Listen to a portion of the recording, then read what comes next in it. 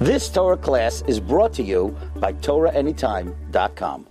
Welcome all our Torah Anytime viewers. Okay, so before we begin, a quick announcement. BJX they have this type of a campaign, which is very, very interesting. I think it's amazing that they do this every year during Chanukah time, where you're able to purchase mezuzot for the people that are less affiliated. So they give these mezuzot for free. So if anybody wants to donate, I think it's $36 towards the cost of a mezuzah, which that is very cheap. So they're getting it like a cost price for sure. So if anybody does want, please see me. I would have used the link, but it's like, I don't even know how to like //secure.merchantpay. You know, there's a whole other thing. If anybody needs, either on the online world or anywhere else, just email me or come to me after class and I'll tell you what is the way that you could donate. And you could donate a mezuzah for somebody who doesn't have one, which is, I think that's pretty cool. Or also, if you know people that don't have mezuzot, the other way around also, please also let me know, and then we could set them up with some free mezuzot. Okay. What? Okay, so everybody's welcome to join us at BJX every Thursday at 8 p.m. At 8 p.m., the address is 1601 Quentin Road. I don't know why. Like, I can memorize so much stuff, but it's weird that memorizing this is very odd. Okay, but just FYI, keep in the loop, I guess, regarding the next week and the following week. We'll have class, we'll have replacement, or whatever will happen. Okay, let us begin. Chanukah. Can you believe it's Chanukah already? Like, I just remember when it was summer. I mean, I forgot that it was summer when it was summer. Sometimes, like, you're so busy and, like, you're like, wait, it's actually summer? And then before you know it, like, I have to wear my coat again? Like, what happened to summer? Where did summer go? And, but it's so unbelievable that it's already Chanukah. And, I saw this, well, I have to be honest. I saw the title of this article. I didn't read it. It's an article in Time magazine in December of 2011. Was why Chanukah is the most celebrated Jewish holiday in America. I found that very interesting. That Chanukah is the most celebrated. I mean, I knew this before. No, they say Chanukah. Well, Time, they have a shkacha from and Reform Rabbi, and they whatever it is, but usually. Again, I don't know the publication time and how well it does its research, but I'm assuming a big name like that would probably do some research. And yeah, they say Chanukah is the most celebrated holiday. They gave a bunch of reasons. I didn't have time to read it, but I want to give my own different, and that's really the focus that I want to get into. But before we begin on the story of on the depths, what we usually do, if whoever was not familiar. Every single holiday, what I try to do when I give over a class is not just to speak about nice tidbits about the class, but rather to get the deep underlying meaning, to get a little bit of a more personal, what's going on over here? Like, what are we doing? Get a little bit of an understanding of what we do, why we do what we do. That's the correct order. So, getting a very, very quick, brief, background on the Chanukah story. So, it was in the time when the Jews were in the land of Israel.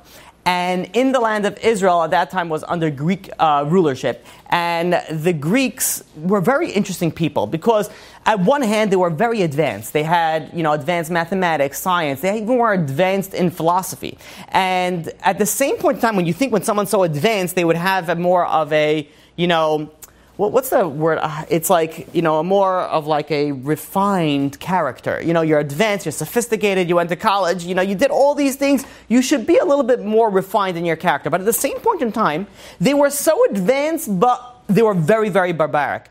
And what's odd is that you throw into the equation, they also believe, they were, not at least a big majority of them believed in gods. They believed in multiple gods. So, what was very interesting is that even though they believed in the gods, they believed that the gods didn't really care what they did. So they were able to do everything. See, there's always a way out. If you want a way out, there is always a way out. And then what happened was, so the Greeks were living, the Jews were living, everything was nice and dandy. And then about 150 years before the Chanukah story, there was something known as the Septuagint. I'm sure you guys are familiar with Septuagint. Septuagint was where the king over there went and ordered the Torah to be translated into Greek. And the Torah was translated into Greek. Now, the Torah has it's very deep, it's philosophical. Until this point in time, the Greeks saw the Jews as a bunch of weirdos that wear stuff on their arms, wear some fringes on the thing. The girls, for some odd reason, dress modestly. Well, the truth is everyone was dressing modestly back then. They were just like one of those odd people that we have no clue why they do what we do, right? Imagine, and I don't want to call out the Amish people out here, because I know I have a very large population of Amish people that listen to my classes. I'm kidding, they don't have internet. With their candles, they're able to... I'll be very surprised. I'm going to get an email, be like, well, listen, because the Amish people, they have like 1 year sabbatical from like Amish land or something like that. And they can do whatever they want. Be like, well, as I was, well, you never know. Okay, let's put it this way. If you're out there, Amish person, please reach out to me and let me know that you're listening to my classes. Because the next time we speak, I will mention it. Let's see if it actually happens. So I get like an Amish, person. Maybe Ezekiel is listening to me. Okay. So now how do we even get to Amish people? Because imagine the Amish people are. I don't even know how I get to places where I get. Okay. In any case, this is where I got to it. So you look at Amish Town. What is that? Pennsylvania, right? You look at the place in Amish Town, right? You go there when Hershey Park is closed. They have nowhere else to go. So you go to Amish, right? You go to Amish Town. You wonder, like, they look odd. They look different. They have reasons for what they do. And I'm not saying it's wrong, but they have reasons for what they do. But you look at it as very odd. But once you learn maybe about the reasoning and the understanding behind it, be like, okay, maybe it makes sense that they're going away from technology. Maybe it isn't, maybe it is, whatever it is. But when the Greeks look at the Jews, they were like, what are these people doing? They're just, be up in the times. You got to dress like that. You got to do all these things. You can't eat everything. And then what happened was the Septuagint came around, and the Greeks were able to read the Torah. And then they were like, oh, these guys are not weirdos. They actually have very sophisticated, type of, text, more sophisticated than what they had. And it's sort of, instead of becoming like Jews, well, what are they? They were like, Jews were coming up to sort of a like, okay, the Greeks, they had their viewpoint on the world, and they were trying to spread their culture. And they had, their understanding of the way the world should be. And now the Jews had a very strong understanding of the way their world should be. So all of a sudden, it sort of clashed. All of a sudden, it was like, okay, wait a minute. You're like a threat to us. And then things started escalating after that. And unfortunately, the Greeks did have a very strong influence on the Jewish society. They were known as the Hellenism. Hellenism came in, the Jews were becoming more Greek-like, known to be, Hellenistic. And until, then the story, fast forward, then we had the Hashmonaim. We had a bunch of Torah scholars that literally took on the greatest army on planet Earth. They took on, what's the highest army level in the Navy SEAL Team 6. Who killed Osama bin Laden? Yeah. We never know though, but who killed Osama bin Laden? Whatever. Who killed who? Navy SEAL Team 6. That's it, just Team 6. Okay. So the Navy SEAL Team 6. Imagine you have a bunch of like yeshiva guys gonna be like, you know what? We're gonna take out the Navy SEAL Team 6 times like the whole army. You'd be like, are you kidding me? Well, that's what happened. And how do we commemorate that? By lighting a lamp, right? That's how we light a few candles. What does that have to do with anything? Different class. Did I ever speak about that? Right. Well, it's a good question. It is a very good question. Did I ever speak about it? If not, I should speak about it. Is it? Did I speak about it on that? I don't remember what I spoke about. Isn't it this week? Didn't you say finding the light in the dark? Oh, yeah. Spoiler alert. It's actually the opposite. It's finding the darkness. Yeah, we're not looking. I send this to somebody. It's finding, the title of tonight's class is Finding the Darkness. And people are like, what? Finding a darkness? I thought you were supposed to find lightness. No, today we're going to find the darkness, and then we'll take over the world. Okay, so now, let's start speaking with regard what Reb Shimshon Pincus. Reb Shimshon Pincus goes and says, there's a Gemara in Shabbat, page 21b. It says, Tanu Rabbanan, Mitzvat Chanukah ner ish vebeto. The mitzvah of Chanukah is regarding a candle, a ner. Now says Reb Shimshon Pincus, where else do we see ner? Where else do we see a candle? Anybody know? Besides Shabbos, where else ner specifically? Pesach. Very good. Who answered that? I thought I heard it from a few different angles. Yeah, Pesach. So we see by Pesach. What do we do with a ner on Pesach? We're searching. We're searching for chametz. Says Rav Shimshon Pincus, if we're using the same word over here by ner and over here now, there's something. The ner denotes something more than just light. It's denoting something to search. On Pesach, we search for chametz. On Chanukah, we're searching for something else. What are we searching for on something else? On Chanukah, says Rav Shimshon Pinkus, we're searching for darkness. This is not really my title. It's Rav Shimshon Pinkus' title. We're searching for darkness. So what does that mean that we're searching for darkness? So imagine somebody is born blind, never was able to see in their life. I don't know why I translated what being born blind is, but in case you didn't know what that means, now you do. Okay, this person was born blind. Now this person doesn't really know what they're missing. They never had it to be missed. They don't know what a sunrise is. They don't know what color red is. They cannot even understand what a smiling face is. They can maybe through feel and touch, but they can't really appreciate what a smiling face is. But then let's say they go and they're able to see suddenly. There's a miraculous surgery, whatever it is, and they're able to see. Now they're able to realize what they really missed out on in their entire life. Only once they realize that they are able to see can they realize what they were actually, what they're actually missing. The same idea is like, if you're in the garbage, like literally always in the garbage, you don't smell the garbage. You realize that, oh wait, the world smells a little bit better than this when you're outside the garbage. Whenever you're involved in something, it's very hard to see the reality of it. But once you're outside of it, it brings it in a whole different picture. There is a Gemara in Bava Metzia, page 83b. It brings off a pasuk in Tehillim, chapter 104, verse 20. It says, Tashes choshech vehi laila. You make darkness and there will be light. And what the Gemara says over there, you know what it's referring to over here? This pasuk in Tehillim, it's referring to darkness is in this world. This world, the Chachamim, the sages say in the Gemara that this world is referred to darkness. Now, why is this world referred to darkness? The Mesilat Yesharim goes, the Ramchal goes and brings down, says that when a person's imprisoned by his evil inclination, you cannot see clearly. You really cannot see clearly, and it's just like as if you're looking in night. Now, when you're looking in the night, it could do one of two things. Either it can make you not see something, and that's why if it's really dark, you can go and trip over something that you didn't see there. Or it could also, what it could also do, it can make you look like something is really there that really is not there.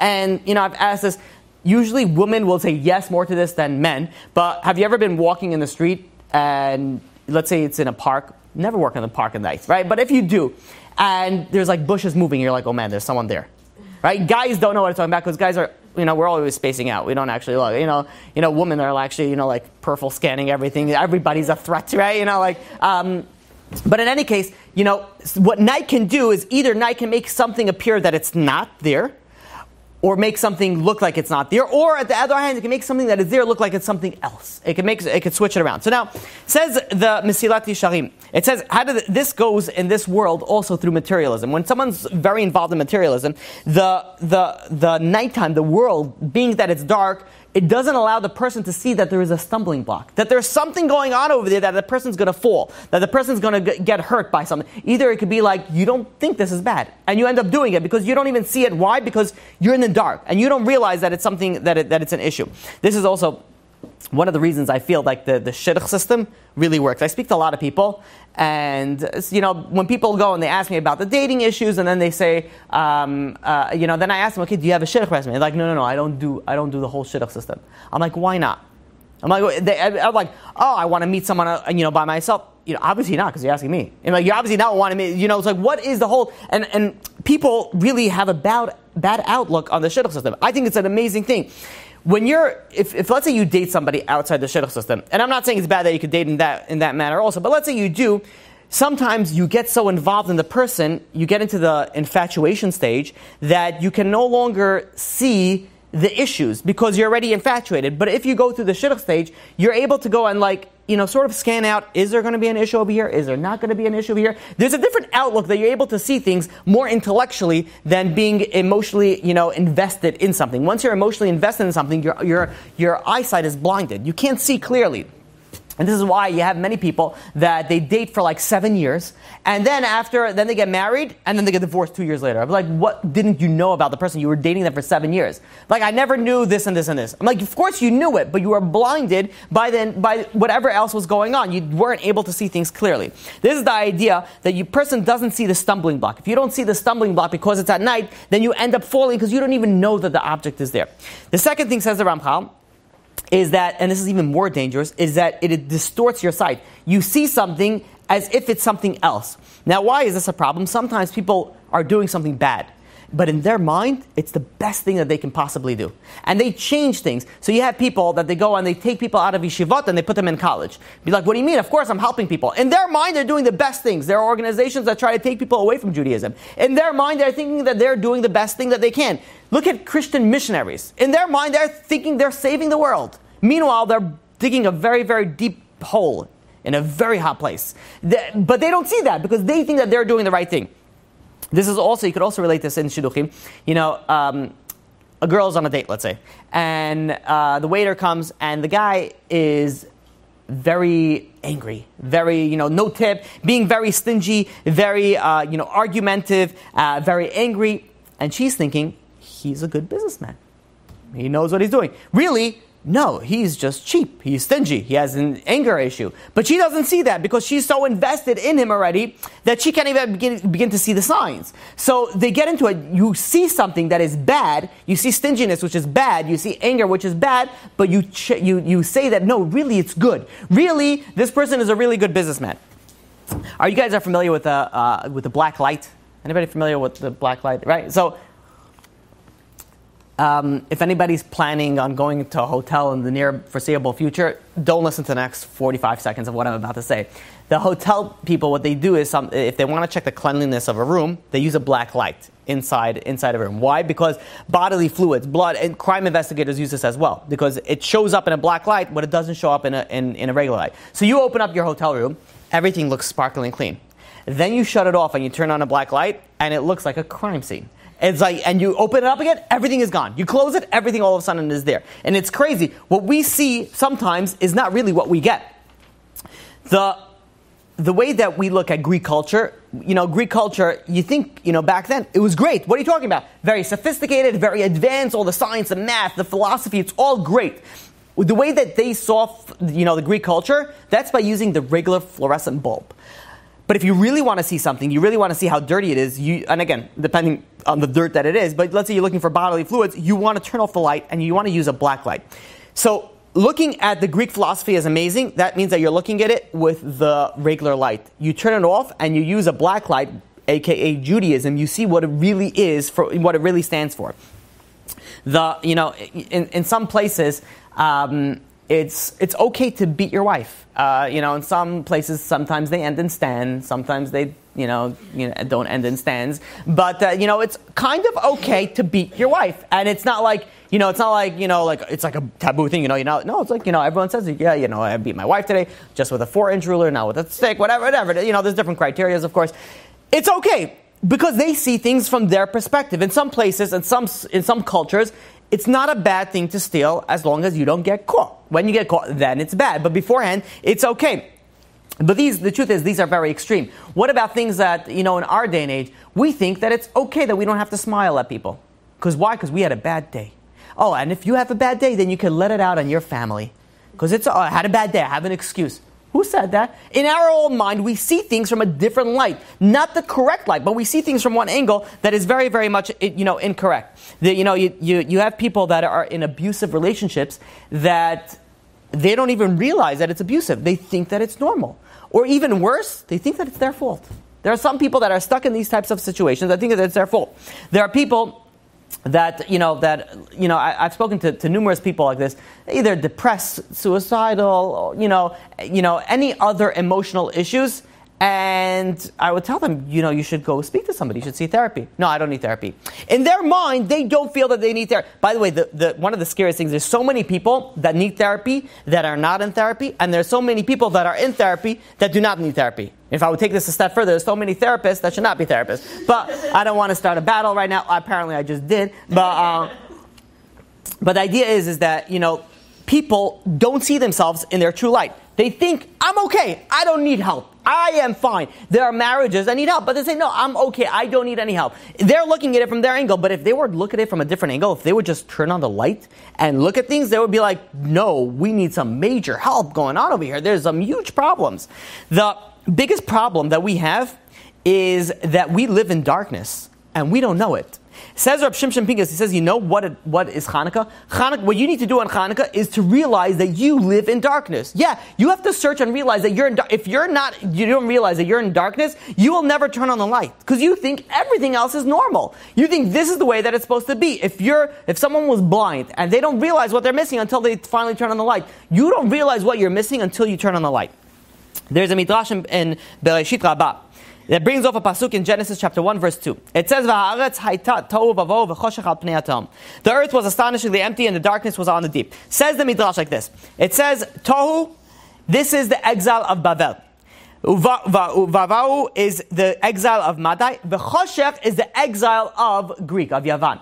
The Greeks' exile was literally known in the midrashim. It's known as darkness. It says and they darkened their eyes with their decrees. There's different reasons and different ideas of why and what happened that the Greeks' exile is known as darkness. There's something very, very different about the Greek exile than any of our other exiles. You look in the exiles, let's say in the Egyptian exile. The Egyptians were throwing Jewish children into the water. But yet, the Jews back then were like, you know what? Thank God I'm a Jew. I'd rather be a Jew than a Gentile. And then you go to let's say the exile of Babel. Babel was a very, very barbaric, nation. They said, okay, even though they're causing us so much problem, thank God I'm a Jew and I'm not that. Parasu Madai, they were very into their pleasures. Thank God I'm a Jew and I'm not Persian. Not talking about the Persians now, the Persians back then. And just FYI, I'm about to get into very off tangent. You're not Persian, you're Jewish. Okay, stop calling, what are you? I'm Persian. No, that should never be, the first thing they should say, what are you? I'm Jewish. No, but really, what are you? No, I'm really Jewish. I get this all the time. People ask me this question all the time. So what are you? So I'm Jewish. They get very frustrated because it goes on. I'm like, you think you could go on for long? I could. No, but really, what are you? No, really, I'm Jewish. The question people like to say, like, where are you from? Right. I'm a Jew. Is my answer. No, but really, where are you from? Avraham, Yitzhak, and Yaakov. Why? Where are you from? It's like, no, I'm from, Uzbekistan. Is that, Chas v'shalom, right? For some, I know. No, it's not, yeah, I know. But I know you guys are from Azerbaijan. I've been teaching the community for quite some time. But, people go and they associate themselves not as a Jew, but as, I'm Syrian, I'm Ashkenazi, I am this, I'm that. No, you're a Jew. We know that. That's why you're asking that question. Yeah, and I don't like that question. But I already know you're Jewish. Yeah, so... It's like if I ask you, what are you, and you answer a boy, like, I know you're a boy. That's right, so the question shouldn't be asked. The question.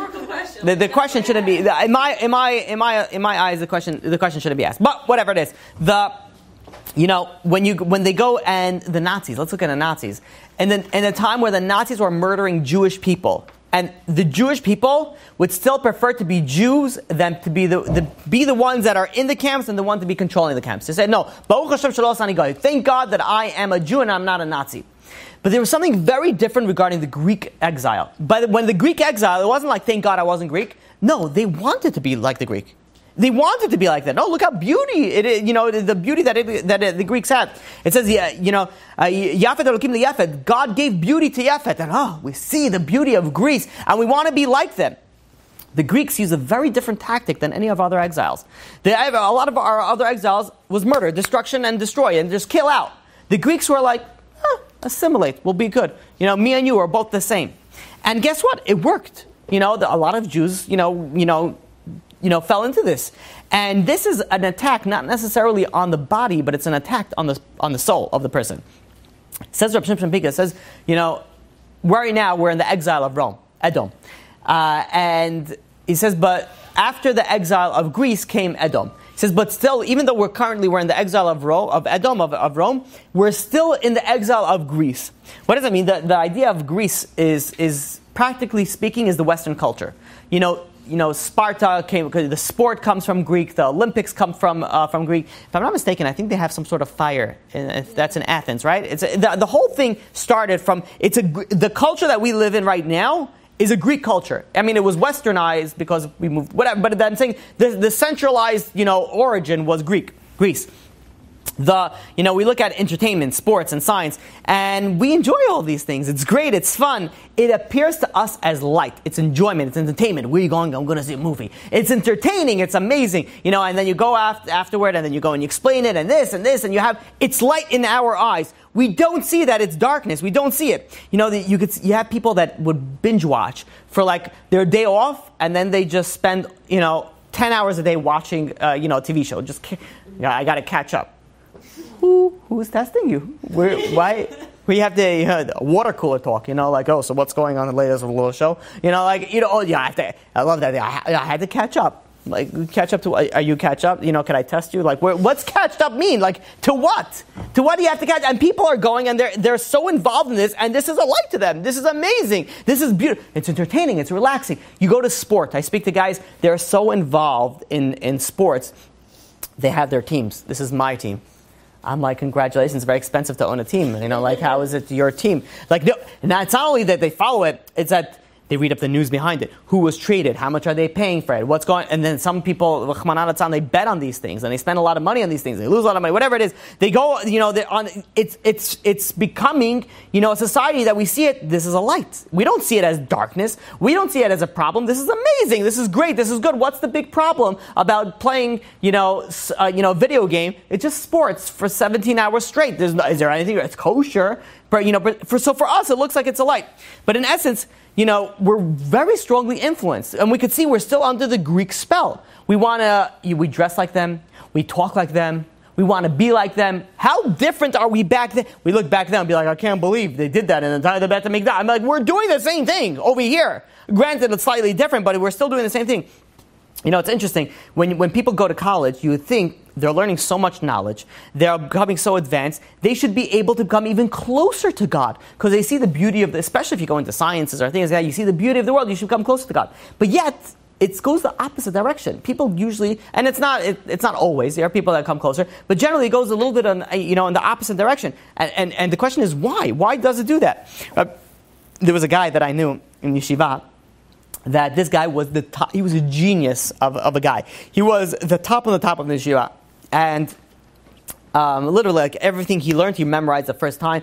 And this guy ended up going to, a top Ivy League law school. And I saw him a few years later, and he was a guy that was very religious. Big yarmulke, tzitzit out, always learning. I saw him a few years later. His yarmulke was so small, like sometimes people strategically wear the kippah so that you can't really figure out. I'm like, is this guy still religious? It's not. And then, you're like, like what happened to that person? He went to an Ivy League, college for law school, and that really what's changed him. And I'm not talking about the environment. The environment is a whole other situation. I'm talking about just the knowledge that you're taught. So the idea behind it is something very interesting. Rabbi Shimshon Pincus explains. He says, let's say there's a fisherman that goes and he's looking to catch a very, very small fish, a 0.5 millimeter long fish. And he's using a net, and for months and months, he's going where it's said that it's supposed to be found, and he's trying to catch a fish, and nothing is being caught. And then he goes and some other guy goes and looks at his net, and they say, listen, your net is the gap is 1 millimeter thick. He says, of course, you're not going to find a 0.5 millimeter fish because they're going to slip right through the cracks.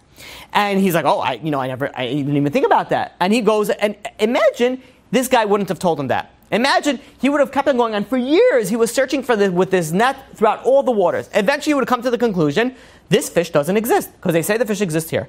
I searched for years with this net, and nothing was found. Must be that it doesn't exist. Of course it doesn't exist, because you are using the wrong tools. If you're using the wrong tools, you'll never find something.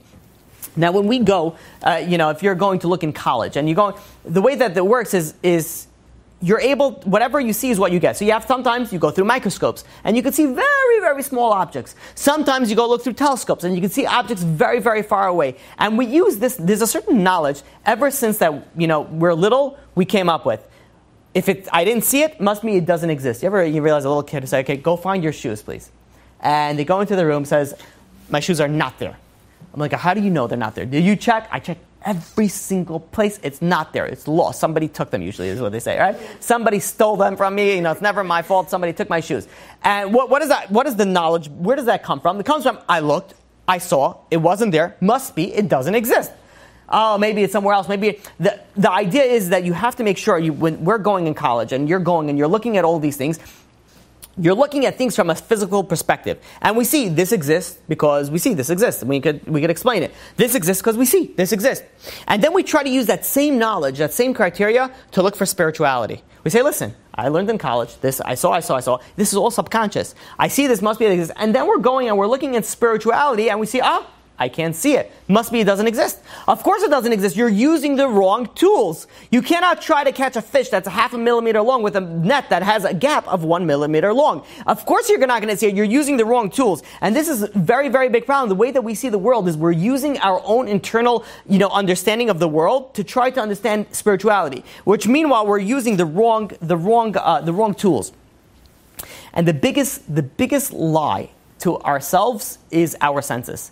Because our eyes, our touch, our smell, our hearing, we all appear to think that whatever we see is what we get. But in truth there's so much more that goes on to it. And this is a job in Chanukah. In Chanukah, we are supposed to know that we're in the darkness. A lot of times we use the wrong tools. A lot of times we don't see what reality is. The idea is that it goes even further. We are so much in the darkness that we can't even think. You realize that for a majority of the people, a majority of their time, they're either on their phone, the computer, or the tablet. They're either talking, listening, or watching something. They never have a chance for a second to think. We're so afraid of our own thoughts. It's so unbelievable. People go to the bathroom, they're on their phone. People are on the train, they're on their phone. By the way, doing nothing. They're doing nothing on their phone. They're looking ththrough their apps or going through their messages, be like, why is nobody messaging me? And then, whatever it is, I don't want to get into that. But you go over here, we're doing nothing. Why? Because God forbid that we spend 1 minute thinking, what is life? What do we have to do? Like, what's going on over here? We become so afraid of ourselves that we can't even begin to think that we're in the darkness. We don't even know that we're in the darkness. This goes even further, even to the idea of hashgacha, that everything that comes from God.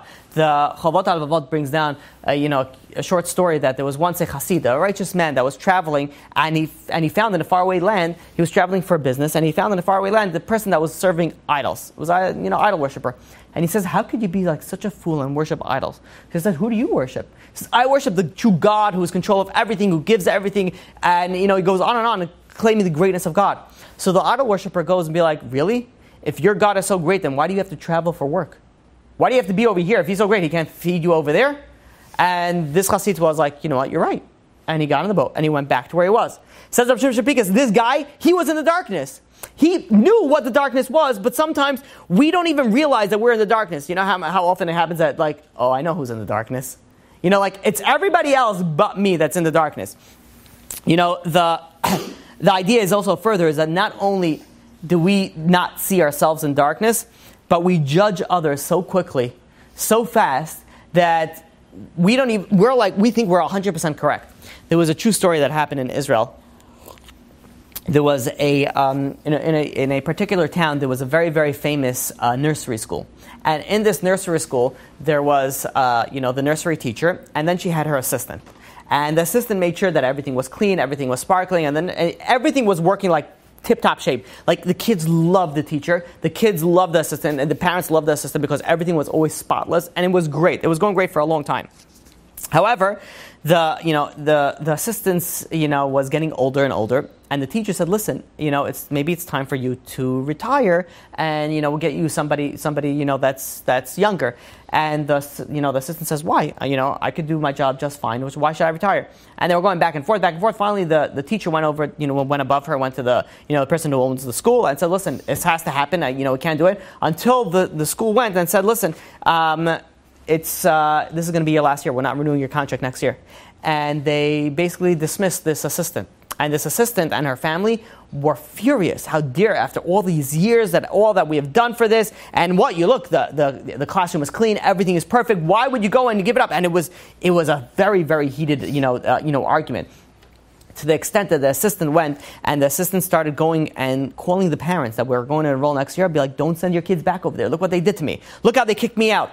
And generally when there is a feud going on, people don't like to get involved. Some people get involved, they like taking sides. Yeah, how could they do that? No, she's very old. How? Yeah, but how?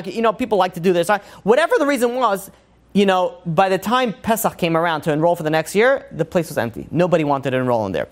And it was about a month before the school year ended, and the assistant had a heart attack. And the assistant was rushed to the hospital. 2 weeks later, the assistant passed away. Now, everybody in the town were talking about it. It was like, you know who killed this assistant? He says, where did you get her heart attack from? From the teacher. How dare she go? How dare she go and kick her out after all these loyal years, and look how great she was doing her job. Needless to say, enrollment, whoever did enroll in the school that year, then the following year withdrew. So there was like nothing going on in there. Now, after the funeral, there is known as the Shiva. The Shiva is where people go and pay respects to the family for a period of 7 days. The last day of the Shiva, the 7th day, there was an announcement made that there's going to be a hesped. There's going to be another eulogy, that the son wants to give over a message from the mother. That now everybody realize. First of all, this is controversial. When you're dealing with controversy, everybody's interested. Everybody's, interested. You want to know unfortunately, one of the, what type of best classes are done online, get the most hits? Controversial topics. Be like, ooh, even when we think we're doing good and we want to learn Torah, we want to do good, we're still, okay, fine, the Yetzer Hara still has a way. I'll be like, okay, fine, you're doing good, but listen to this. You don't know what's going on. Controversy sells. So, the place was packed, needless to say. Everyone's like, ooh, what's going to happen? The son's going to give a eulogy. So the son gets up there, and first, he starts, giving praise about his mother, and, and then he goes on and says, a lot of people here are under the impression that she had a heart attack because she was fired. And it says, the truth is, we were very angry, and that, that did, catalyze the entire, situation. But the truth be told is that, she had a heart condition already 10 years ago. And then he stops for a second and he says, I'm about to tell you a few things that it's going to look like it's going to be a terrible offense to the memory of my mother, of the deceased, but soon you'll understand why I'm saying that, why he's going to be saying that. He said that in the last 10 years of her life, his mother suffered from a heart condition that made it very, very difficult for her to work, that she would get very tired very frequently. And to the extent that, she came to work and she was supposed to do some things, but, because of her heart condition, she wouldn't be able to. So the teacher would have to cover up her, tracks. And, the teacher had, 2 daughters. And the daughters, would help out and would do the cleaning, would do whatever the assistant would usually be able to do because of her heart condition that she wouldn't be able to do. The daughters of the teacher would take care of. He says, and then, it started, the teacher went over. This is about 3 years going back. This is, by the way, the son goes over to her, and the son goes over to the crowd and says, how do I know this information? He says, because my mother came over to me in a dream a few days ago, and she asked me to mention this. And she says that, 3 years... Does the stories always happen in Israel? I never heard. It's where the authors write it. I don't know. Yeah. It's where good stories. The stories are happening here, but people keep it to themselves. Israel's a good story. Let everybody hear and learn from it. So now, if you have a good story, share it with the public. You can learn from it. So... He goes on and he says that the mother goes on in his dream and tells him that about 3 years ago the teacher came over and said, listen, he says she has a daughter that's getting married and the other daughter is going to seminary. They're not going to be able to help, but they always usually help. Would you please consider retiring because I won't be able to do it myself? And she says, what do you mean? I help so much. Why would you need to do anything yourself? And she realized that it was a soft thought, so she withdrew it. The following year, she realized that she didn't have any help, and the teacher was doing it herself, and it was a double workload, and it was very difficult for her. And she goes back over to the assistant and says, "Listen, it's very difficult for me. Can you please, can we talk about retirement? And you have your pension, you'll be able to be well taken care of." And the assistant started crying. This was the mother telling the son. He says, "I started crying." He's like, "What do you mean?" He says, "This means so much to me." And he says, as the children to this mother said, it really hurt us so much because even though their mother was so sick, she gave up everything to give to Parnasa for the family. Says that, and then you went and you fired her. So then the mother goes on in the dream and says, and then finally the last year, says, at that point, the heart condition was so extreme that she wasn't able to do practically anything. She would put some cheese on the bread, maybe clear up some toys, but the rest was this teacher had to cover everything. She did her job and the other job. And she said, at this point, I can't anymore. She says her family is taking a toll on it. They're not seeing her. It's going too much and it can't happen anymore. And she tried to talk to this, the mother saying, she tried to talk to me and I didn't want to listen. And he says, no, it's not true. He says, I was so blinded by it that I couldn't see the truth.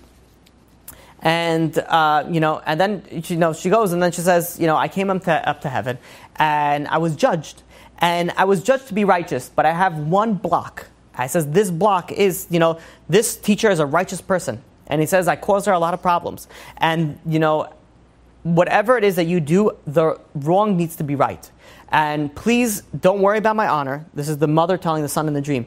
I want you to go gather everybody and tell them over this story. He says it's not her fault. It's not her. She's a righteous woman, and she's amazing, and she's great. And she took everything on herself. And I was too blind to see it. Please go and tell everybody this so I'll be able to go into heaven. That's what the mother comes over to the son in the dream. And the son goes over and says, and he says, his mother says, honor in the next world means nothing. It's all about the deeds that you did. And says, right. She said, do not hide anything. Everything that I said, give over. And he went over, and after the hesped, there was 10 rabbis that went over, 10 righteous people went over to the teacher's house, because she didn't show up. She was she was MIA. She was for a few days after. Imagine what happened. She fires somebody, and all of a sudden the person dies. You don't show your face in public. They made her an entourage, visit with her to her house, asked her for forgiveness, and needless to say is that the following, within a few days, the entire, school was filled to the, to the top. But the idea is that how often we get so stuck in our ways that we don't even realize that we're not seeing things in the right perspective. How often do we judge others and we don't see things in the right, in the right light? And even more so, we get so stuck in a certain scenario that we don't think we're a problem. And even right now, right here, a lot of us are sitting over here, and by us I mean you, are sitting over here and are not thinking that maybe I have an issue. Maybe I need to do something. How many of us are actually saying that? Or what we're saying, be like, that's very nice. That's a good Torah. Yeah, that's a great. How many of us are actually thinking for a second, wait, maybe I am in darkness. But no, we don't see that. Even now that I'm saying this to you, you're still okay, fine, but I'm not really in darkness. No, you are in darkness. We are all in darkness. And stop thinking, you ever hear a class and be like, who really should listen to this class? Yeah, you. You should really listen to this class. Stop worrying about other people listening to the class. You speak about, let's say it's a class about anger. Be like, who really is an angry person? I really should send this class to that person. Oh, they should have been here. Be like, no, relax about everybody else. Think about yourself for a second. And think about, you need this. You are in darkness. We are all in darkness. We literally have to stop for a second. And if this is all you do from coming out of the class, and I'm wait a minute, am I in darkness? Am I living life to the fullest? Am I being stuck in something that I don't understand? Am I in a place that I don't want to be? There was once a guy that lived in Israel. Yeah, I'm sorry. Lived in Israel, and he was in his 60s, and his family owned a business that was they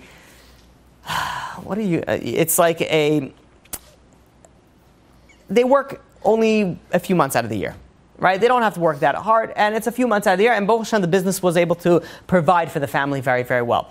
But for the majority of the year, he didn't have anything to do. So he went to Shir, he learned a little bit this, and he tried to find a job, but when he was looking at it, he was well off, and he was going to find another job and be like, what, that's what you pay people? That's ridiculous. That's what people live on? Well, possibly. Makes sense. It doesn't say, the story doesn't bring down what it was, but that's what I would think it was also. In any case, he remained unemployed. So one day, his daughter comes up to him, his little daughter comes up to him and says, Daddy, what do you do for a living? And he was caught off guard. He's like, what do you mean? I'm in the Secret Service. Just as a joke, he said that. And she's like, what's the Secret Service? And he was busy. He's like, just ask Mommy. So the little girl, goes over to him and says, Mommy, what's the Secret Service? So the mother, didn't know where it's coming from. Just explain to the best ability that you can. Now, they thought, the father thought it was a good joke, it was a funny joke, and then he completely forgot about it. Until a few months later, he gets a phone call from the principal. And the principal says, listen, he says, we need some help. And he's like, well, what's going on?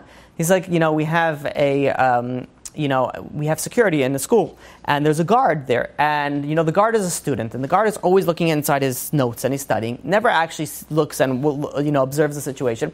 We need to get her replaced. We tried calling the government, we tried getting a new guard, but nothing is doing. Can you please help us? And he's like, he had no idea. It's like, why would I be able to help you? And she's like, listen, we know. Can you please help us? And he's like, you know what? I have no idea what you're talking about.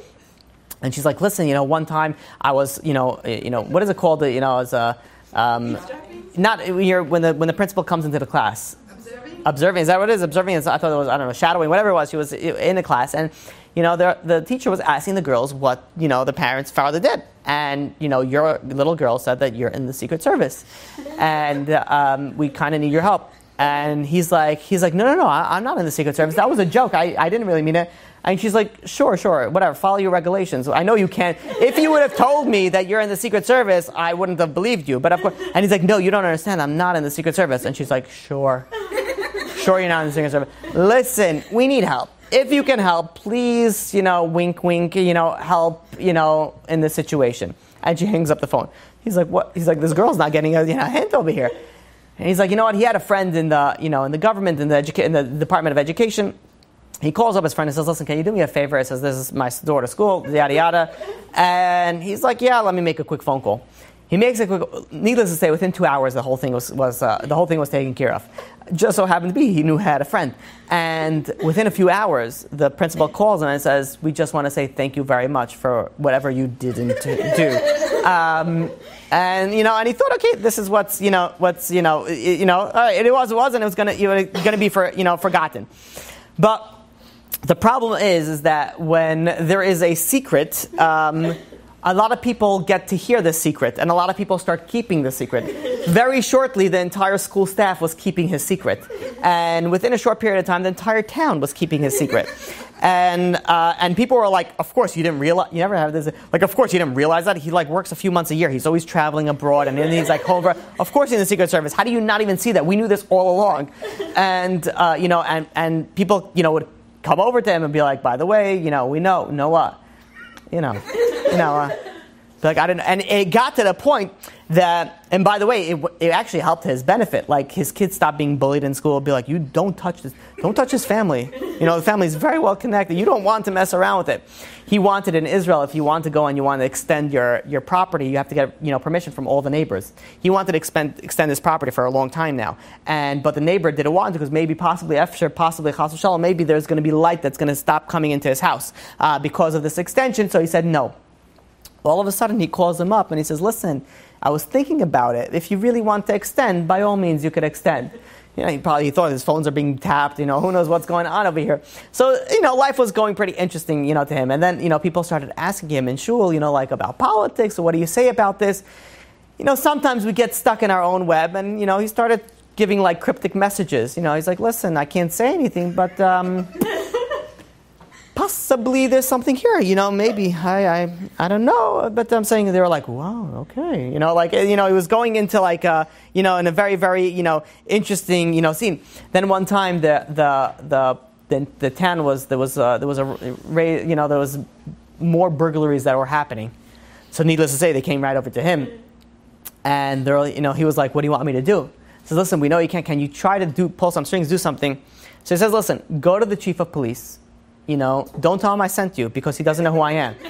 Which is very true, because this guy has not anything to do with the secret. But tell him this and this and this, which is something very obvious, and then, you'll go there. So they go and they tell the chief of police they want to start a night watch, like a showroom type of a situation. And he's like, excellent thing, and then they go back over to him and says, there was a few people that came over to him, back to this Secret Service guy, and he says, listen, do you want to lead it? Do you want to be the commander? Do you want to be the leading of it? And he's like, I can't do that. And they were like, one of them was like, I told you he can't do that. It's going to ruin his cover. Of course he can't do that. And he was just thinking, I can't do it because I don't know what to do. I have no idea. But anyways, they all started making excuses for being that. Finally, it came, sometimes you've gone too far that he wasn't sleeping anymore. He's like, I'm going to get arrested for impersonating a Secret Service anything. But then he's like, they're not going to be able to get anything from me because I denied everything. But no one believed me. He's like, what am I supposed to do? And he was like, I have to put an end to this. And what he tried to do is getting a job as a teacher. But who would hire an ex-Secret Service person? And until finally he found some far-off school that never heard of him. And they took him as a job. And eventually, as a teacher, eventually, he overheard his daughter speaking to one of her friends and be like, it says, I hear that your father's not more in the Secret Service. He says, of course he's not in the Secret Service. He got bored of that. Now he's in the teacher. Okay, but whatever it is, people go and they make excuses. But what happens is that sometimes we're so invested in our own lie that we know it's not true.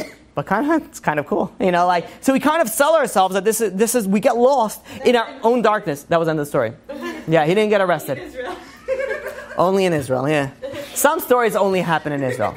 In a place where you can have Coca-Cola in your bottle at 2 years old, mixed with a little Benadryl and probably some tequila, anything can happen. So, whatever it was, so now we realize, this should open your eyes a little bit to the understanding that, we are in darkness. We are in darkness. So the question is, okay, fine. Now that I've been mentioning for the past 3 minutes, or I don't know, right? We just started 3 minutes ago, about darkness.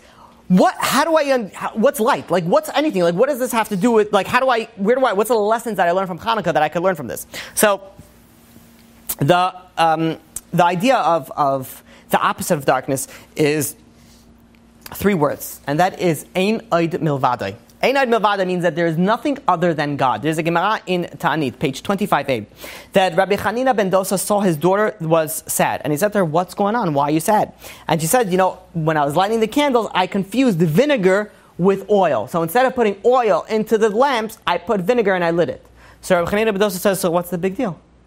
If anybody knows anything about anything, they know the vinegar doesn't light. And so Rabbi Chanina ben Dosa says, "Listen, the one that said that oil will light, we'll say the vinegar will light. What's the big deal? It makes a difference." And guess what? The vinegar lit, just like it was. The idea is what? There's nothing other than God.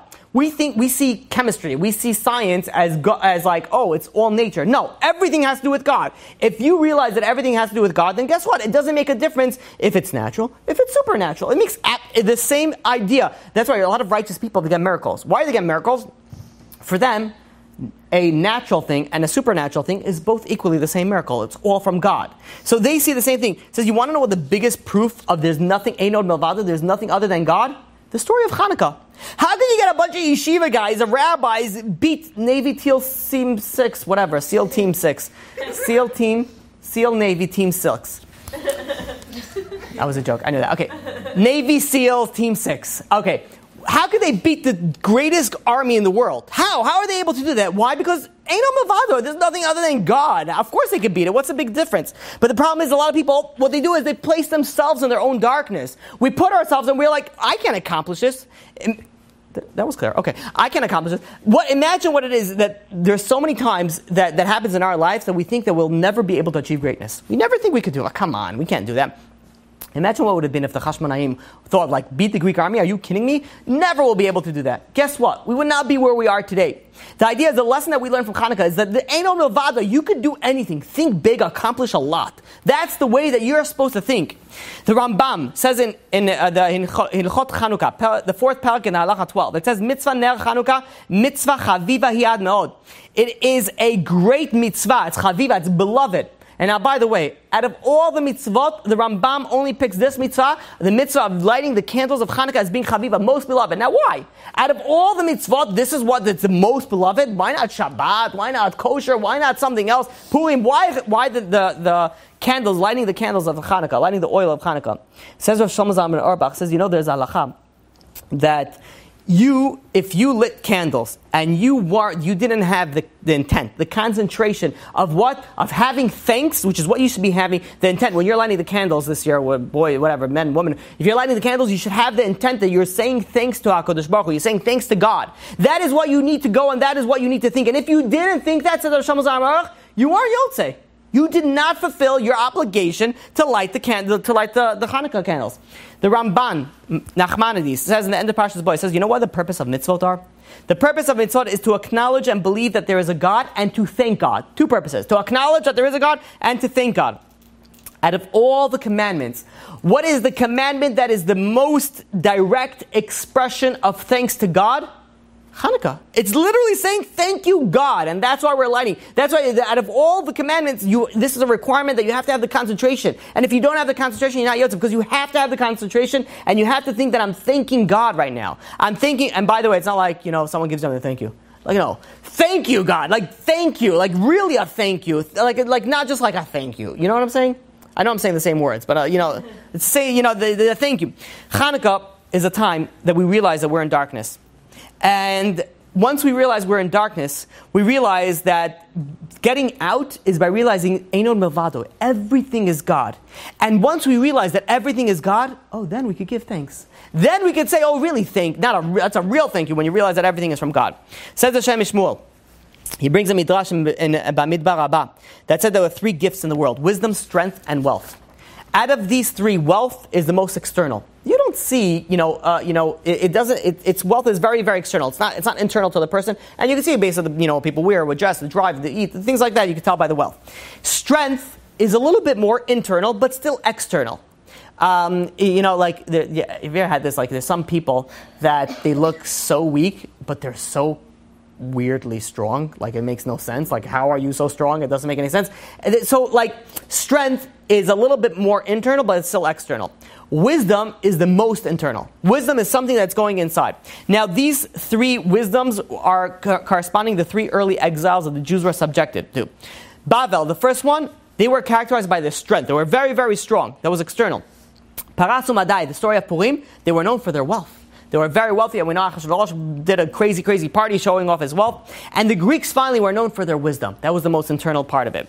Says Rav Dessler something very interesting. He says, when you go and you come into you get a good business deal and you make a lot of money, you feel good about yourself. You feel good, you feel happy. Now let's say you make even more money. Then you make another business deal and you make even more money. Then you feel even better about yourself. And it continues. The more things that happen to you, the more good that you feel about yourself. Now what happens? Let's say you have a good friend.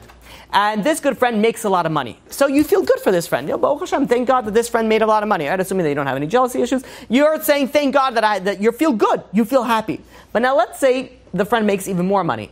Okay, fine. It doesn't really bother you that much. It doesn't really, the joy doesn't increase as much as if it would have increased when you have received double, triple, and quadruple times of benefits. But for yourself it would, for others it wouldn't. The same idea as Rav Dessler with Yom Tov. It's something very interesting. On Yom Tov, and we see this a lot, that the first day of Yom Tov, it's exciting. It's new. It's okay, I have joy. I'm fully psyched for this Yom Tov. Okay, it's awesome. It's amazing. But then what happens is the Yom Tov goes on, and you're all right, whatever. The joy dies down. By the way, that's not the correct way that it should be. The joy should increase. You ever had the first Pesach Seder? You're okay, this is awesome. I'm okay, we got to do this again. And your joy sort of okay, it's not new anymore. It's okay, fine. We did this yesterday. Let's get, everyone's tired. Drink the 4 cups of wine. Let's lean them to the side. Get matzah all over the ground, and let's get on with the show. But it shouldn't be that way. It should be, the correct way is, the Yom Tov starts, you're psyched. Then it continues, you get even more psyched. Oh, it's crazy. You get even more, and then more and more and more. That's the way it should be. It shouldn't be going the other way. Says Rav Dessler, there's 3 modes of serving God. And it's corresponding the 3 parts of the soul. Nefesh, ruach, and neshama. Nefesh is the most external part, is when you're serving you're serving God, you're doing all the mitzvot, but it's external. You're doing it out of habit. You do it, so okay, fine, you're doing it. There's no internal connection into it. Then the next thing is ruach. Ruach is you get a little bit, there's some emotions that goes on when you do it, but still, it's not fully inside of you. And then there's a neshama. Neshama is when it's fully inside. When it's fully inside, that's when you're fully enveloped. You're not doing things out of habit. You're doing things because you want it. You're doing things because you understand it. There's a joy that increases by you doing the mitzvot. And this is what happens with on Sukkot. We give 70 bulls for the nations of the world, and they go in descending. They start off from 13 and they end off at 7 bulls per day at the 7th day. Now, why is that? Because that's generally how the non-Jews, the Gentiles, serve God. They start off, it's new, it's exciting, and then it slowly weans off. That's why you have a lot of people that they come. I deal with a lot of people. Let's say they're going in the conversion process. In the beginning, they're psyched. And then, let's see, about 6 months. And it's sort of okay, fiddle off, and then they go on. Because in the beginning, you're going to get psyched. How do you know someone's true? When not only the craziness, the awesomeness doesn't die down, but it increases over time. That's when you know that things are really internal, things are really, they're really correct. Now we can understand the machloket, the dispute between Bet Shammai and Bet Hillel in Gemara and Shabbat, page 21b. The machloket is like this. Should you go and light the candles in ascending order, like Bet Hillel, or descending order, like Bet Shammai? So right now, the way that we light is like Bet Hillel. We light, the first night we light 1, second night we light 2, third night we light 3, and so on and so forth. Bet Hillel says the opposite. First you start off at 8, then you go to 7, and then 6 and 5 and 4, and you go to the bottom. Now what was the machloket? The machloket is, what is the way that we're supposed to serve God? Bet Hillel says that we're supposed to start. This is the way that our focus is supposed to be. We're supposed to start at 1. And then we're supposed to build up and be I'm so psyched. Now it's the second day of Chanukah. And you get 2 candles. And then you're psyching yourself up. And then you're growing as the holiday goes down. Your excitement increases, not decreases. Says Bet Shammai, this is no, let's focus it from an average Jew. Unfortunately, what's the way that the average Jew goes? Average Jew starts from full excitement, and then, the battery slowly dies. As you get finally to the last day, is one. The Greeks, what did they try to contaminate? They tried to contaminate our wisdom. They wanted to make us assimilate. They wanted to get us, we're by our eternal part. So our eternal part is what we need to work on. That is what we're lighting the candles. We're working on our internal part. Now we're working on anything else. This is what the Greeks wanted to destroy. This is what we need to go and we need to fight. There's a pasuk in Iyov that says, "V'hachachma me'ayin timatzeh." Wisdom from where it will be found. But me'ayin also denotes nothingness. Nothingness. Wisdom will come from nothingness. What does that mean? Means that if you want to get wise, you have to come from nothing. Meaning you have to realize that you're humble. That's why, for example, the understanding of paraduma, which is a chok, which is something that's very hard to understand, only Moshe Rabbeinu was able to understand it. Why? Because he was the most humble of everybody. Humility is a prerequisite for understanding Torah knowledge, Torah wisdom. Aaron HaKohen, out of all, he was known for his humility. And that's why it's something very interesting. The flask of oil has to be sealed by the Aaron HaKohen, because the oil is denoting for wisdom, denoting the chokhmah, denoting the secrets of the Torah. If you want to get that, you have to follow Aaron HaKohen, which is denoting the humility. Now, Greeks, what were they known for? They were known for their arrogance. Aristotle said that anything that is unable to understand must be that it's not true. Talk about arrogance. If I don't understand something, it must be that it's not true. That is the idea of figuring out, of getting into the wisdom. Now we could go and wrap it up and understand what were we dealing with the ner. Ner, we started off with ner. We started off that what? Just like you're searching on Pesach by a ner. For what? For chametz. So too you're searching on Chanukah for something. What are we searching for? We're searching for darkness. It says, but why specifically by ner? We realize when we're searching for chametz on Pesach, we're using a 1-wick candle. Why not a torch? You could see much better with a torch. Because in essence, says the Ben Ish Chai in his Agadah in Pesach, that when you're going and when you're lighting, when you're searching for something, when you're searching for chametz is denoting the Yetzer Hara, the evil inclination. And the single wick is denoting humility. He says you want to know and you want to really search yourself, you have to be humble. So when you look at a telescope, there's two ends of the telescope. One is small and one is large. If you look at the small end, you'll see everything that's far away much closer. But if you look at the large end, you'll see everything that's very, very close as very, very far away. It depends on how you look at yourself. If you look at yourself from the small angle, you're looking at yourself from the humble, then you'll look at all your problems and be like, wait a minute, I have to fix a lot of things. And you'll realize, through humility, you realize what you're really in darkness for and what you really have to change and what you really have to fix. But if you're looking through the wide angle lens, if you're looking through the big lens and you're looking at through this, everything looks very far away. So everything that you're doing that you think it's bad, it's not so bad, really. Everybody else is much worse. I'm really much better than it is. It says that's why we're taking a single wick candle to note that if you really want to search yourself, you really want to search for the evil inclination, it has to start with humility. If you don't do that, you're not going to find anything because you're perfect just the way that you are. The idea of being humble is exactly the opposite of the Greeks. The Greeks brought darkness. We started the Midrash says the Greeks brought darkness into our world. It says, you don't have to change anything. You're okay just the way you are. There's so much, beauty that's going on outside. It says if we really want to change something, if we really want to turn on the light, we have to use that small wick, the ner, that we use on Pesach, to go and see the small things. What is it? To be humble. Once we're humble, then they're going to light up our world. Then we're going to be able to see Ein Od Milvado. There's nothing other than God. Once we see that, then we're going to be able to say thank you, which we know is the essence, the underlying reason of lighting the Chanukah candle. Now, at the beginning of the time, did I say I was going to finish off? I meant right now I'm finishing off with something. Okay, I don't know if right now, yeah. So in the beginning of the time, there was something known as the Or HaGanuz. The Or HaGanuz was a special light. It's a special light. Now, what was this light? It was a light that was around for 36 hours in the beginning of creation. This light was such an amazing light. It wasn't light that we understand today. It's light of clarity. You ever realize in our life we have so many questions? Why is bad things happening to us? Why is this? We don't understand so much. Better yet, we don't understand anything in life. And this light is this spiritual Or HaGanuz. It's a light that everything just makes sense. Yeah, like it says, the Chazal, Chachamim tell us that when will life make sense? After you're 6 feet under. After 120, you can have so much questions. Be like, I have people that I speak to and be like, when I get up there, I have so many questions for God.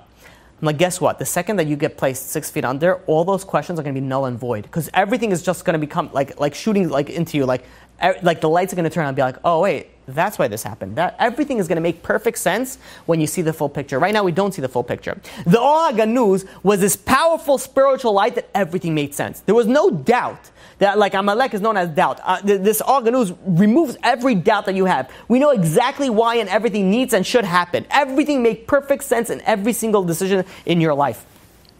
This is why the Gemara in Chagigah, page 12a, says that Adam HaRishon was able to see from one end of the world to the other end of the world. What does that mean? It means he saw the essence of everything. God was very obvious. Now God is hidden. Or HaGanuz, God is very obvious. Everything is very obvious.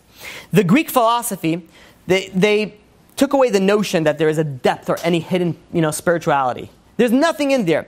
Now we can understand what the Or HaGanuz. By the way, the Or HaGanuz is 36 hours. 36 hours. You take all the candles, and we start off with one in the first night. Then we take 2. So you take 1 plus 2. Then we take 3 plus 3 plus 4 plus 5. We get into a whopping number of 36. Says the Bnei Yissaschar, if I'm not mistaken, he says the 36 candles that we're lighting on Chanukah denotes the 36 hours of the Or HaGanuz. There's a way that we could tap into this light. And when can we tap into this light? On Chanukah.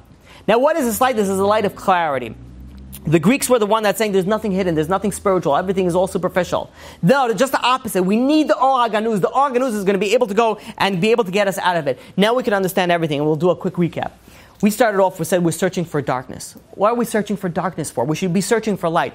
And the reason is because if you don't realize that you're in darkness, you will never search for the light. The first step is you have to realize that we are in darkness. And yes, we are in darkness. We have to stop for a second and think, what am I doing with my life? Am I in darkness or am I in light? Once we realize that we're in darkness, we'll be able to flip on the switch and we're able to see, okay, really, what is the true light? Now we know the purpose of lighting the candles of Chanukah is to say thank you. In order to get that, you need humility. You need to be humble. How are you going to get to humility? That is exactly the opposite of what the Greeks were doing. It's exactly the opposite of what we said. That's what we're using now. One candle. Now is Nel Chanukah. That's what it says. Because that's showing you the humility that you need to go. You want to turn on the light? First prerequisite is you have to be humble. Once you be humble, you realize you're in darkness. You realize you're in darkness, you're going to turn on the light. Once you turn on the light, you see Enon Milvado. You see Enon Milvada, then you're going to be able to say thank you, HaKadosh Baruch Hu, and then you can be able to be Yotze, the mitzvah of Nel Chanukah. Any questions? No questions? Because it was so amazing. It was clear. Okay. So really for real, any questions about anything else in life? No questions. Okay. Wow, this is a first. I'm about to stop this. Are you sure? No questions? I've never had this before. Okay. Chazak u'baruch. Amazing. You've just experienced another Torah class brought to you by TorahAnytime.com.